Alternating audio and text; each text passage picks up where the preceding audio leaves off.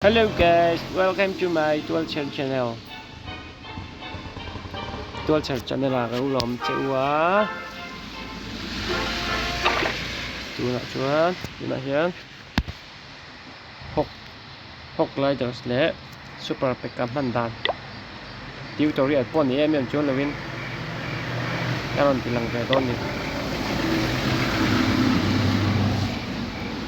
Patung na pengen play chin don ni.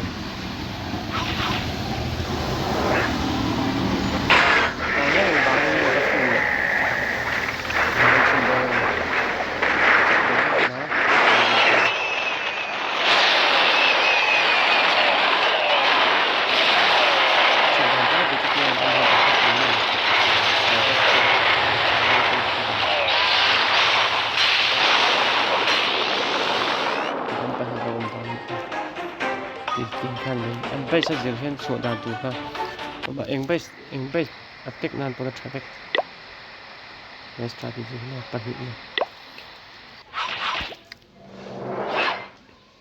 tiếng bây giờ không làm bằng trang bị traffic down đi vào hai cái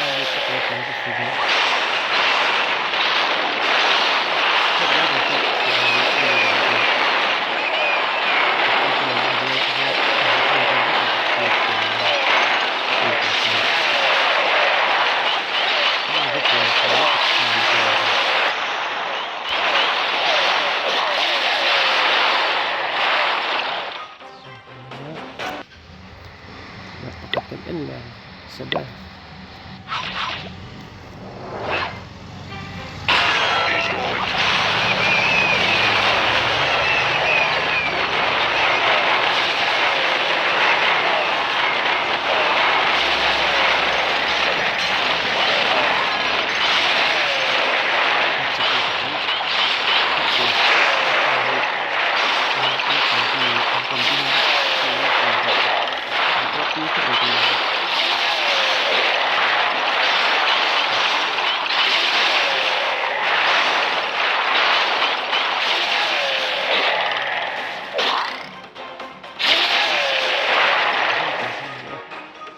sẽ đổ vắt bộ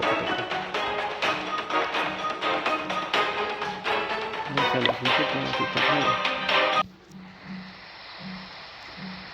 từ ra phải nhớ tôi làm update tổ xe cái tích hợp mà builder hơn tiền tôi làm up tổ xe này builder page lắm bằng hình cái thì sau cái gì ba ngày dùng nôm cái thì phát có là phải tổ lên tụ cả nếu không thay nữa